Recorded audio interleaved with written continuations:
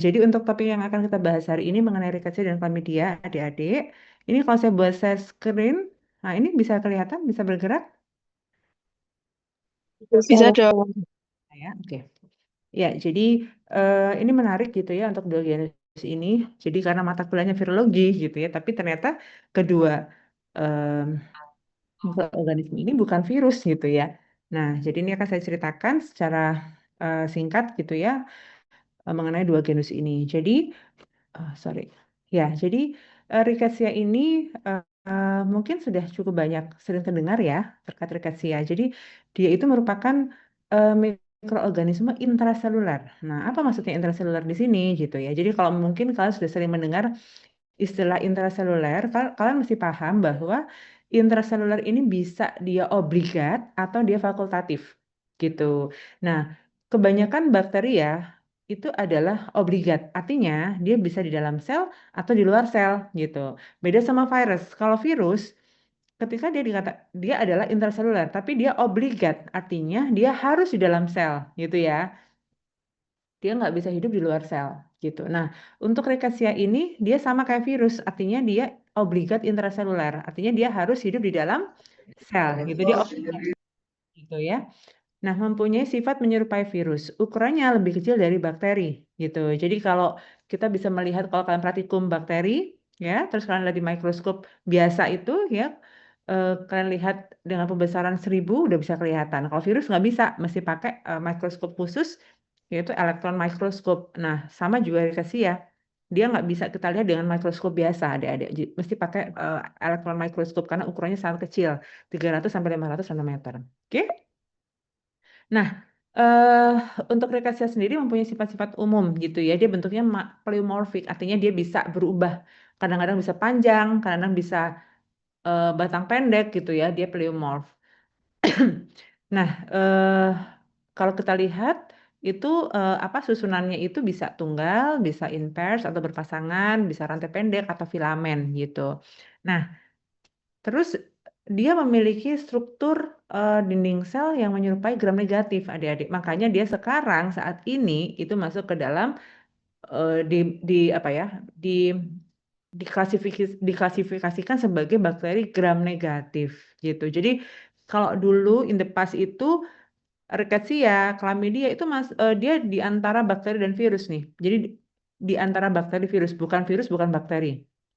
Namun sepanjang perjalanan waktunya, karena dilihat dari karakterisasinya gitu ya, dia lebih banyak ke mengikuti sifat dari bakteri sehingga saat ini dia masuk ke dalam bakteri yaitu gram negatif karena dari struktur dinding selnya dia lebih ke gram negatif karena dia punya outer membran gitu, beda sama gram positif ya. Lalu kita bisa mewarnai juga pakai specific staining seperti Giemsa, Maschiavello. Jadi banyak sebenarnya kalau kita mau mewarnai bisa diwarnai. Nggak bisa kalau untuk virus ya. Oke, nah ini yang membedakan lagi dengan virus adalah kalau kita ngomongin virus, dia punyanya DNA aja atau RNA aja gitu ya. Nah kalau bakteri dia punya dua-duanya nih, dia punya DNA, punya RNA. Sama juga untuk rickettsia, dia punya dua-duanya, dia punya DNA, dia punya RNA. Terus dia punya dinding sel gitu ya, sama kayak bakteri, itu yang bisa menyebabkan dia berbentuk gitu. Beda sama virus, virus dia nggak punya apa dinding sel. Terus rickettsia ini juga punya enzim-enzim untuk metabolisme. Pembiakannya juga binary fission atau pembelahan sama kayak bakteri. Jadi karena hampir semua karakteristiknya itu lebih ke bakteri sehingga saat ini rickettsia itu masuk ke dalam bakteri yaitu gram negatif bakteria gitu ya. Nah, karena tadi saya sampaikan bahwa meskipun dia bakteri dan dia obligat intraseluler, artinya dia harus dalam sel, harus hidup di dalam sel, makanya kita nggak bisa menumbuhkan dia kayak misalkan nih kalian waktu praktikum bakteri kemarin, ya kan, kalian bisa menumbuhkan bakteri itu pakai media buatan agar, ya, pakai media agar-agar itu, ya, bisa tumbuh dengan baik nih bakteri. Tapi tidak untuk rickettsia. Kalau rickettsia itu karena dia obligat intraseluler, kita nggak bisa pakai media pertumbuhan biasa. Kita mesti pakai yang mengandung sel. Contohnya telur ayam bertunas, kita bisa pakai binatang percobaan, kita bisa pakai kultur sel yang memang ada selnya gitu, karena dia hidup di dalam sel gitu ya. Nah, suhu inkubasinya optimalnya biasanya 32 derajat Celcius gitu. Nah, apa namanya, rickettsia ini dia secara natural gitu ya, dia tidak peka atau dia resisten ya terhadap sulfonamid gitu ya. Jadi ketika ada kasus yang memang disebabkan karena rickettsia itu tidak boleh diberikan atau ditreatment dengan eh, obat-obatan terutama sulfonamid yang apa namanya mengandung sulfonamid gitu ya. Karena ternyata diketahui bahwa sulfonamid ini justru akan menjadi eh, apa itu istilahnya memicu pertumbuhan daripada rickettsia itu. Nah, beberapa spesies juga menghasilkan toksin gitu ya. Oke. Nah, kalau virus kan nggak bisa diobatin pakai antibiotik ya, tidak untuk tetrasiklin, sorry tidak untuk rickettsia, dia bisa diobati dengan antibiotik seperti tetrasiklin. Nah biasanya ini nih doxycycline gitu ya, yang biasa digunakan sebagai first line of apa drug of choice-nya gitu ya, doxycycline atau bisa menggunakan chloramphenicol yang sejauh ini masih aman-aman aja, artinya masih bisa peka gitu terhadap antibiotik ini. Nah, ada dua, jadi rickettsia itu adik-adik dibedakan menjadi dua grup gitu ya. Jadi ada types group atau kelompok types sama spot spot fever group ya. Kalau bahasa Indonesia kelompok demam bercak. Saya biasanya kalau baca yang di referensi itu kan jarangnya di bahasa Indonesia kan ya. Jadi soalnya dia types group atau spot fever group gitu. Nah, jadi ini bukan types ini beda sama tipoid ya, bukan tipes yang misalnya kan kalian pernah sakit tipes ya gitu. Itu bukan beda ya. Kalau tipes itu tipoid itu disebabkan karena salmonella. Nah, kalau ini types ini disebabkan karena rickettsia gitu. Jadi ada dikelompokkan menjadi dua gitu ya, spot fever group sama typhus group. Nah, perbedaannya apa? Itu perbedaannya itu di struktur dinding selnya gitu ya. Jadi kalau yang spot fever group dia punya outer membran yang lebih kompleks, ada outer membran A dan B. Tapi kalau yang typhus group dia tidak memiliki sekompleks yang spot fever group gitu ya. Dia cuma punya kalau saya tidak salah ya, dia hanya punya satu outer membran yaitu outer membran B gitu. Nah, kemudian yang typhus group ini biasanya ketika dia menginfeksi gitu ya, ketika dia menginfeksi hostnya atau selnya, dia tumbuhnya itu di sitoplasma. Dia banyak berkembang biaknya di sitoplasma. Sedangkan kalau yang spot fever group, dia masuk ke dalam nukleus gitu. Jadi itu juga yang membedakan antara typhus group dengan spot fever group. Oke. Nah, jadi yang menarik adik-adik untuk rickettsia ini dia ditularkan melalui arthropoda. Jadi bisa bisa melalui caplak ya, bisa sebagai vektornya, bisa melalui kutu ya, bisa melalui pinjal gitu tergantung dari spesiesnya gitu. Ya, jadi bisa caplak, bisa kutu, bisa pinjal. Kan kalian sudah belajar ya di apa namanya di parasit ya, ada macam-macam ya gitu ya. Kemudian, nah kenapa namanya rickettsia ini ada penemunya adalah seorang dokter ya dia namanya adalah Howard Taylor Ricketts ya hati itu Howard Taylor Ricketts di mana dia menemukan asal muasalnya penyakit ini. Jadi em, dan beliau ini juga meninggalnya karena penyakit ini adik-adik. Jadi beliau sangat totalitas sekali ya ketika beliau mau belajar mengenai bagaimana sih gejala klinis perubahan gejala klinis dan mekanisme atau patogenesa daripada penyakit ini gitu. Waktu itu ada suatu outbreak ya, outbreak yang belum diketahui nih sebenarnya ini penyakit apa gitu ya di Meksiko. Jadi bapak ini, dokter ini dia melakukan penelitian sendiri dengan betul-betul melakukan penelitian yang langsung terjun gitu ya ke daerah outbreak. Namun dan ada beberapa referensi sebenarnya yang mengatakan bahwa bapak ini memang tertular pada saat melakukan penelitian apa mempelajari mengenai patogenesanya, tapi ada juga referensi yang mengatakan bahwa beliau ini secara sengaja menyuntikkan sendiri gitu, menginfeksi sendiri bakteri ini untuk melihat apa namanya perubahan apa namanya mekanisme dari penyakit ini gitu. Jadi ada dua referensi yang berbeda, tapi intinya adalah bapak ini meninggal karena sedang meneliti penyakit ini begitu ya sehingga untuk menghormati atau jasa beliau ya nama penyakit ini adalah dari nama beliau yaitu Rickettsia dari Howard Taylor Ricketts gitu. Ya. Nah, dulu jadi ada beberapa genus adik-adik. Jadi ada Rickettsia, ada apa namanya, ada Ehrlichia, ada Anaplasma, ada Coxiella, ada Bartonella, itu semua dalam satu family gitu. Tetapi sepanjang atau dengan berjalannya ilmu pengetahuan gitu ya, diketahui bahwa masing-masing ini memiliki perbedaan secara filogenetik DNA-nya ya, secara analisis genetiknya itu berbeda. Sehingga saat ini masing-masing genus ini memiliki family yang berbeda-beda. Jadi kalau Rickettsia itu masuk ke Rickettsiaceae gitu ya, kalau Bartonella Bartonellaceae, terus Ehrlichia juga Ehrlichiaceae gitu. Jadi banyak sekali ya yang memang dia memiliki karakteristik yang sama dengan Rickettsia gitu, tetapi saat ini memiliki family yang berbeda-beda gitu ya. Nah, ini ada beberapa genus ya yang memang apa namanya dulu satu family gitu ya. Dulu masuknya ke Rickettsiaceae tapi sekarang sudah memiliki family yang berbeda-beda. Sehingga saat ini genus-genus ini memiliki klasifikasi sendiri gitu ya. Jadi yang akan kita banyak bahas adalah Rickettsia ya, karena Rickettsia ini sampai saat ini juga merupakan sebenarnya dia banyak apa istilahnya mungkin banyak kasus ya, tetapi dia termasuk neglected yang tidak begitu di apa ya diprioritaskan ya, karena memang belum ada apa ya apa surveillance khusus gitu ya atau pendeteksian khusus dari penyakit ini gitu terkait rickettsia. Sebenarnya mungkin ada gitu ya. Cuman karena simptomnya itu tidak spesifik ya, dia lebih kayak flu-like symptom sehingga memang peneguhan diagnosa untuk rickettsia ini belum dilakukan gitu.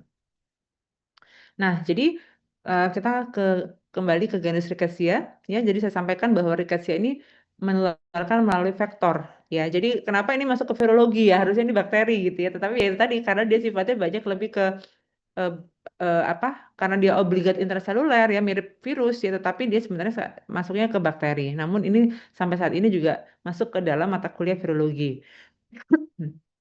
Jadi untuk rickettsia ini dia menularkan melalui vektor adik-adik. Jadi ada beberapa tadi saya sampaikan ya, ada types group, kelompok types sama kelompok demam bercak atau spot fever group gitu ya. Jadi ada Rickettsia prowazekii, ini nama spesiesnya ya, Rickettsia prowazekii ini apa namanya menyebabkan yang penyakitnya namanya adalah epidemic typhus. Ya, epidemic typhus gitu. Lalu ada Rickettsia tipi, ini endemic typhus nama penyakitnya, ada Rickettsia Kanada. Nanti kalian bisa baca sendiri ya adik-adik ya terkait apa nama penyakit yang disebabkan oleh masing-masing spesies ini. Lalu ada kelompok demam bercak atau spot fever group. Ya, ini ada Rickettsia penyebab Rocky Mountain Spot Fever. Jadi Rocky Mountain Spot Fever ini kenapa namanya Rocky Mountain ya? Karena pertama kali ditemukan di pegunungan Rocky Mountain di apa namanya di North Amerika gitu ya. Lalu ada Rickettsia conori, ada Rickettsia australis, ini di Australia di Queensland kalau nggak salah. Lalu ada Rickettsia akari. Jadi apa namanya penamaan daripada spesies-spesies ini berdasarkan pertama kali ditemukan penyakit itu, gitu. Lalu ada yang termasuk dalam kelompok scrub types, tapi scrub types ini pun sekarang masuknya ke kelompok types gitu ya. Dulu namanya Rickettsia susugamusi, sekarang di rename gitu ya memiliki genus sendiri yaitu Orencia susugamusi. Ini pun ditemukan pertama kali di Jepang ya di susugamusi gitu. Nah, jadi gini adik-adik. Jadi ini salah satu contoh ya bagaimana penyakit ini bisa terjadi, terutama ini adalah ke manusia gitu ya. Jadi ada salah satu penyakit yang disebabkan karena Rickettsia rickettsii ya yang menyebabkan Rocky Mountain Spot Fever tadi saya sampaikan. Jadi ini bisa menular secara ovarial dan transstadial gitu ya. Jadi manusia di sini dia sebagai incidental host. Ketika dia digigit oleh caplak, ya tik itu caplak yang memang dia terinfeksi dari Rickettsia rickettsii ini gitu. Jadi kalau kalian perhatikan di sini rodensnya sebagai reservoir gitu ya. Jadi kalian perhatikan di sini ketika ini transovari di sini adalah ketika ada infected adult ticks ya atau caplak yang dewasa yang memang dia terinfeksi daripada Rickettsia rickettsii, kemudian ketika dia menelurkan telur ya dia akan menghasilkan telur yang juga terinfeksi gitu. Nah, kemudian dia akan berkembang kan dari telur itu akan berkembang menjadi larva ya di mana larva ini dia juga akan tetap mengandung Rickettsia rickettsii. Nah, kemudian larva ini kan dia akan blood meal ya, makan ya, butuh makan ya dari rodents yang memang rodent ini juga bisa saja dia juga sudah terinfeksi ya sebagai reservoir dan berkembang menjadi nimfa. Oke, sampai dia ke dan terus berkembang. Artinya dia berjalan secara transovarial dan transstadial gitu. Nah, ketika capla ini dia menggigit dari manusia, manusia ini bisa menjadi sakit ya. Ini sebagai incidental host aja. Nah, penyakitnya untuk yang disebabkan oleh rickettsia ini adalah namanya Rocky Mountain Spot Fever. Jadi Rocky Mountain ini ya tadi saya sebutkan bahwa ini tetap pertama kali ditemukan di pegunungan Rocky di Amerika gitu. Jadi ini salah satu bagaimana siklus penularan ya apa namanya dari apa namanya secara transovarial dan transstadial dan bagaimana manusia bisa akhirnya terinfeksi dari penyakit ini gitu dari capla nih gitu. Nah, kalau yang Rickettsia prowazekii tadi yang menyebabkan penyakit epidemik typhus itu justru dari kutu. Jadi hati-hati kutu itu ya apa namanya juga bisa membawa penyakit gitu ya. Salah satunya adalah menyebabkan penyakit apa namanya epidemik typhus rickettsia gitu. Pediculus humanus corporis ya, masih ingat ya di mata kuliah apa tuh parasit ya. Nah, coba ini adalah endothelial cells ya, sel-sel di pembuluh darah. Kalian perhatikan di sini kira-kira kalau kalian lihat di gambar ini adik-adik bisa ada yang berani mengemukakan pendapat ini bakteri yang mana sih? Rickettsia-nya yang mana? Coba kalian perhatikan di sini. Ada yang mau berani mencoba menjawab mungkin? Halo. Ini 5 kelas nih, jadi satu nih. Permisi dokter, izin menjawab. Yang mana bakterinya? Ini di dalam sel Yang ada endotel. gambar, ada tulisan R-nya itu dok. R ya, R ini ya. Nah, ini. Jadi ini itu bakterinya. Dia bisa terlihat ini kenapa dia ada yang bulat, ada yang panjang karena memang potongannya ya. Jadi ketika dipotong dia ada yang melintang, ada yang apa. Jadi ini bakterinya ini ya, betul sekali Mbak Arlita. Jadi memang dia di dalam apa? Cytosol ya dalam sitoplasma. Jadi ini ketika dilakukan pemeriksaan dari kultur sel endotel, yang jadi sel endotel dikultur, kemudian dilakukan inokulasi dengan rickettsia, kita lihat bahwa dia berkembang di dalam sel, di dalam sitoplasma, begitu ya, seperti ini. Oke, ada lagi gambar yang lebih menarik. Saya tunjukkan ya, sebentar. Nah, ini. Jadi bayangkan ini adalah sel endotel adik-adik. Sel endotel ya ketika dia menemukan sel endotel gitu ya. Nah, dia akan masuk. Jadi sel endotel ini kan dari di pembuluh darah gitu ya.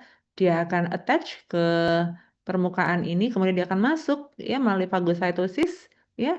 Nah, seharusnya secara normal dia akan masuk ke dalam fagosom gitu. Nah, tetapi di dalam fagosum pun bakteri ini bisa survive, gitu ya, dia bisa melepaskan diri, ya, dan dia masuk ke dalam sitoplasma ini dan berkembang biak sampai nanti sel endotel ini akan rusak, gitu, pecah, lysis, gitu. Nah, ini bakterinya ini semua nih, yang bulat-bulat ini, ada yang panjang, ada yang bulat ini. Ini karena potongan aja ya, karena kan ini pasti menggunakan mikroskop elektron itu harus diproses gitu, seperti ini, ya. Oke, jadi kalau rickettsia itu dia memang biasanya menyerangnya di pembuluh darah ya melalui di sel-sel endotel pembuluh darah gitu ya. Lalu ada genus Ehrlichia juga. Jadi Ehrlichia ini dia biasanya dia paling predileksinya di apa di monocyte ya di sel darah putih gitu. Jadi ada beberapa spesies ya ada Ehrlichia bovis, Ehrlichia ovina, Ehrlichia canis gitu. Ada Bartonella juga ya, Bartonella quintana ya, nama penyakitnya adalah trench fever pada manusia di mana ini juga dulu pertama ditemukan pada saat Perang Dunia Pertama ya, di mana tentara-tentaranya pada sakit demam semua gitu ya, ternyata tadi diketahui disebabkan karena Bartonella quintana ini. Nah, lalu ada Coxiella burnetii. Nah, ini adik-adik mesti diingat ya, ketika nanti saya bertanya atau ada pertanyaan. Tadi saya sampaikan bahwa mereka semua tadi apa ditularkan melalui vektor arthropoda. Ada satu yang nggak ditularin melalui vektor yaitu Coxiella burnetii, penyebab penyakit Q fever, demam Q. Q itu query, pertanyaan. Dulu nggak ngerti ini penyebabnya apa sih demam Q. Makanya namanya dulu demam Q atau Q fever karena nggak tahu nama penyebabnya, nama penyakitnya ini disebabkan oleh apa gitu ya. Ternyata diketahui Penyakitnya disebabkan karena Coxiella burnetii. Jadi Q fever ini dia tidak melalui arthropoda tapi bisa melalui direct transmission, penularan secara langsung. Ini bisa menyerang bisa ke manusia dan biasanya menular melalui hewan-hewan ruminan ya. Kalau pada hewan ruminan bisa menyebabkan abortus gitu ya. Jadi kalau lainnya pakai arthropoda, melalui faktor arthropoda, kalau Coxiella itu tidak melalui arthropoda ya, menyebabkan Q fever.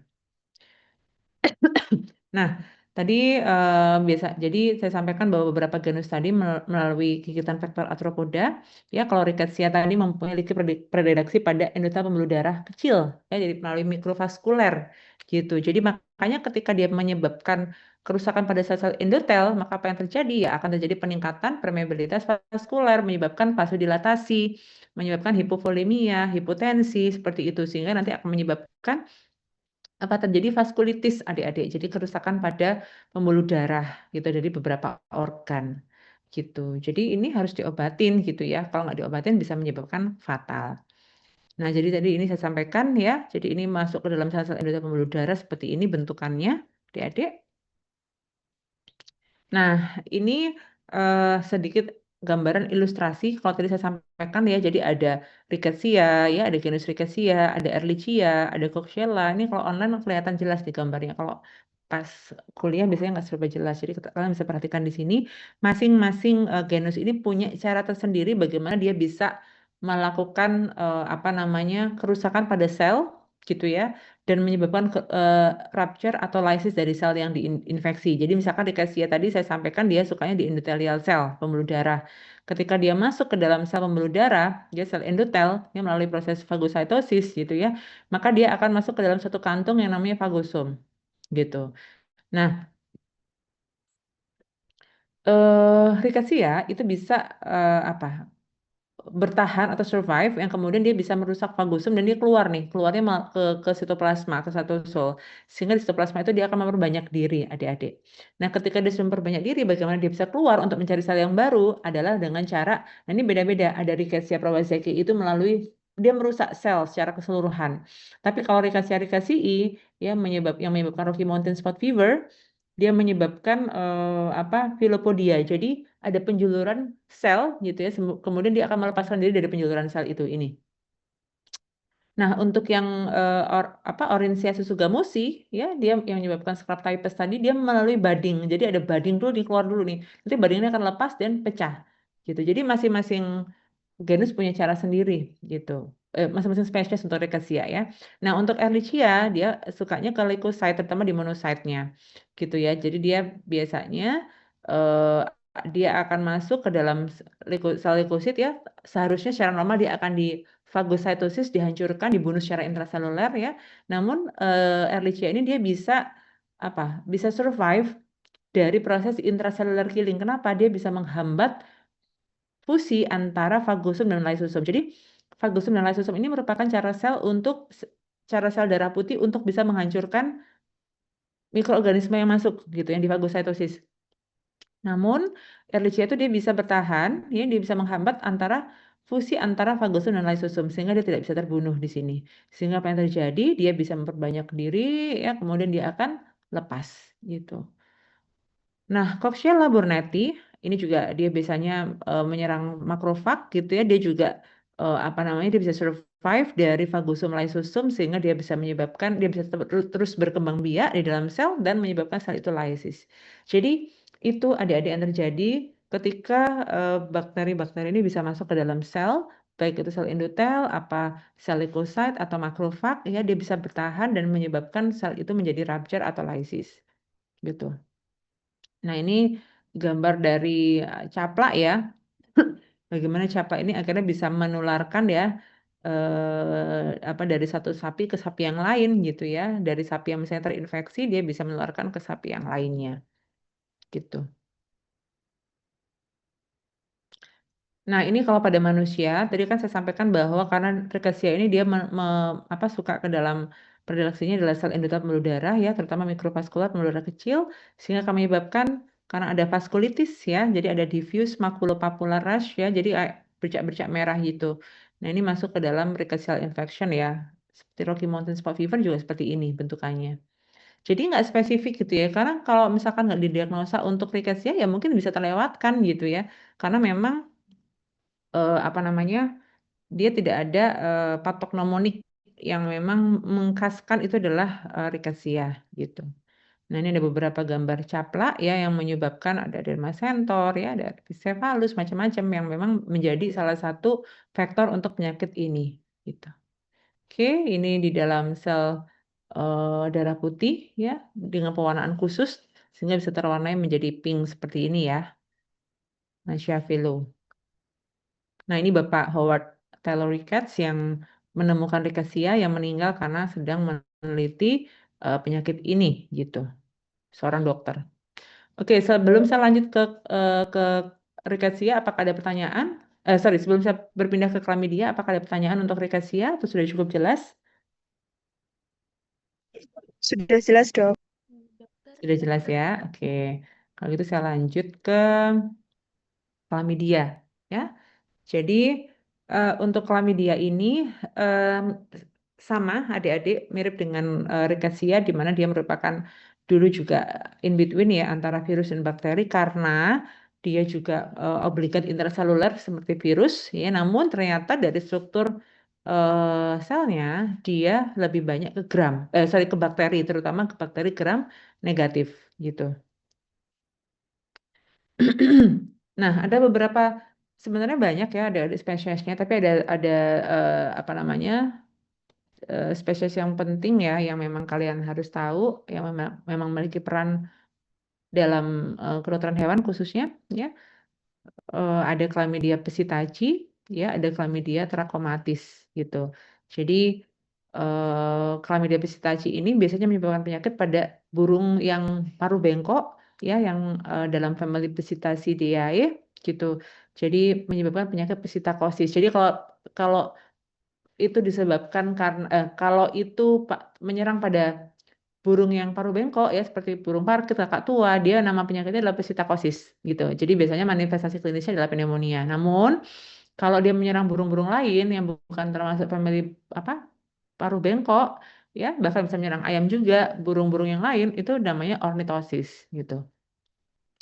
Nah, kemudian Chlamydia trachomatis ini yang ke human ya menyebabkan apa namanya beberapa penyakit pada mata, bahkan ke apa namanya yang paling famous gitu ya ini salah satu penyakit ini adik-adik penyakit menular penyakit seksual menular gitu ya karena hubungan apa namanya kelamin yang tidak sehat ya ini juga bisa menyebabkan penyakit kelamin salah satunya disebabkan karena Chlamydia trachomatis. Oke.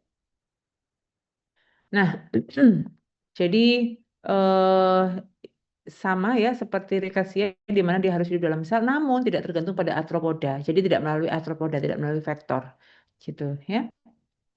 Nah, perlu diketahui ada dua partikel, jadi ada dua bentukan partikel. Jadi chlamydia itu ada dua bentuk adik-adik, elementary sama reticulate. Jadi EB sama RB kalau disingkat. Kalau kalian baca di referensi biasanya disingkat RB sama EB. Jadi kalau elementary body itu dia merupakan bentuk kecilnya dan ini bentuk infektifnya gimana dia bisa masuk, gimana dia bisa menginfeksi sel gitu ya. Jadi dia di dalam sel, sorry dia di luar sel, dia lebih kecil bentuknya tapi dia bentuk infektif di mana dia akan masuk ke dalam sel.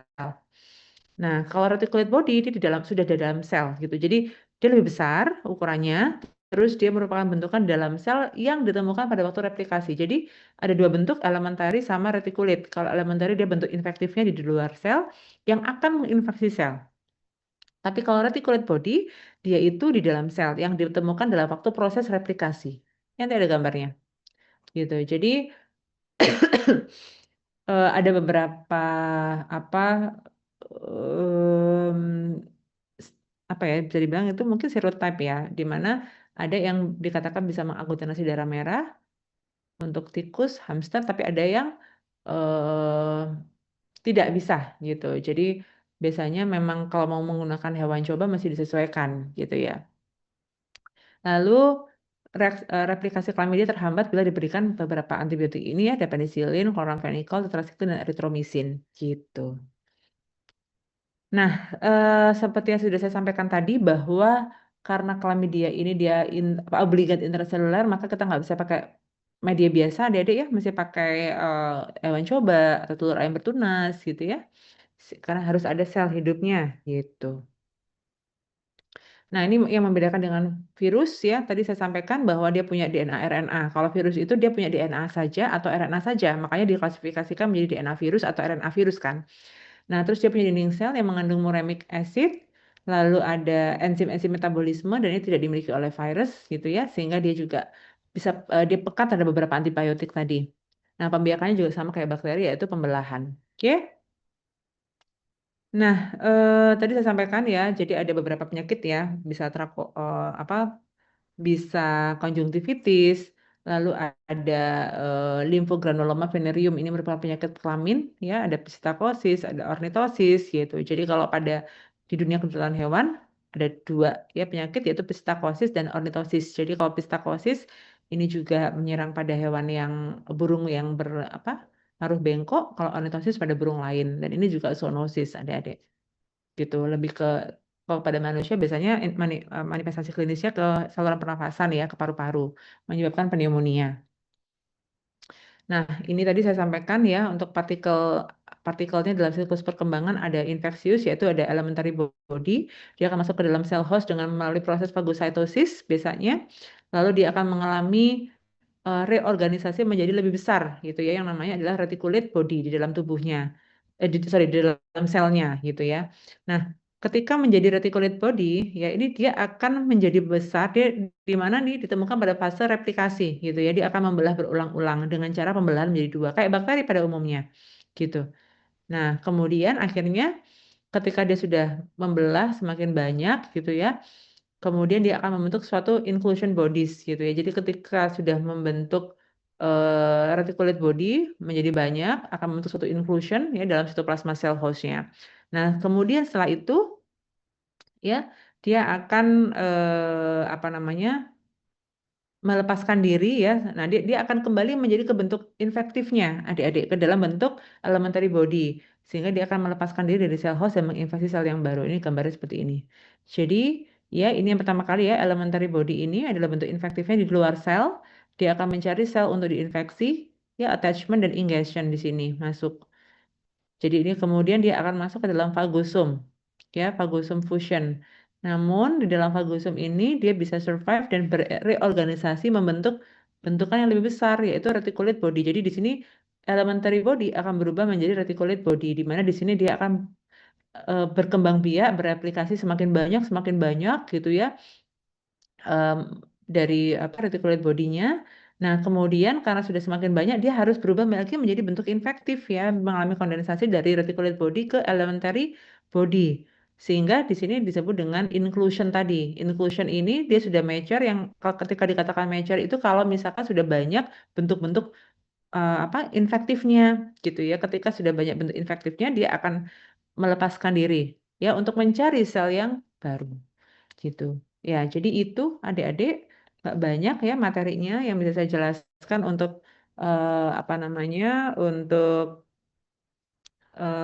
rickettsia dan chlamydia.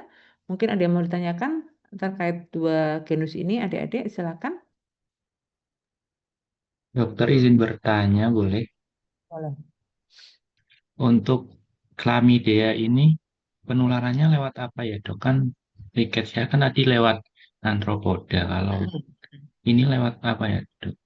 Ya, melalui direct transmission. Jadi misalkan ada dari burung ya yang memang dia terinfeksi, kemudian kan biasanya memang menyerangnya itu adalah saluran pernafasan ya dari paru-paru. Nah, dari discharge-nya itu bisa menularkan ke manusia atau ke burung yang lain gitu.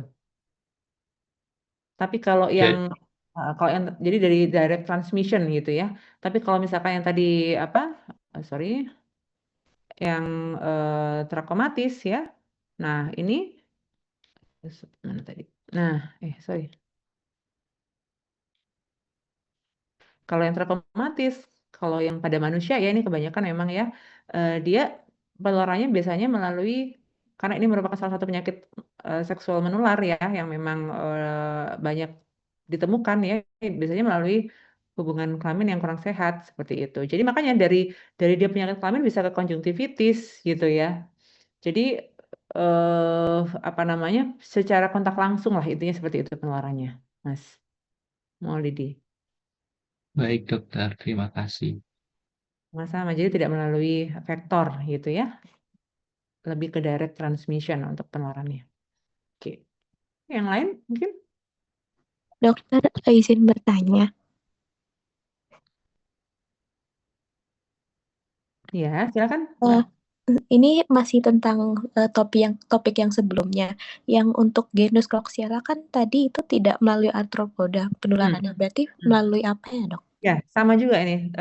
Jadi Coxiella burnetii ini dia menyebabkan Q fever kalau pada manusia ya. Kemudian kalau pada biasanya dia paling rentan adalah pada ruminan. Ya, jadi pada kambing terutama. Itu menyebabkan apa namanya? Memang jadi mirip-mirip sama brucellosis gitu ya. Dia menyebabkan keguguran gitu, abortus. Nah, biasanya bisa menyebabkan melarikan pada udah datang. Udah datang. Bentar, udah tinggal sedikit. Jadi akan ada apa namanya penularannya secara langsung, Mbak. Jadi bisa menular secara dari misalkan apa kontak langsung dengan yang tadi apa namanya abortusnya tadi itu bisa ke manusia gitu. Direct transmission juga sama. Jadi nggak melalui vektor, gitu ya. Baik, terima kasih, Dokter. Oke. Ya ini kalau nggak ada pertanyaan, oh iya ya presensi dulu ya.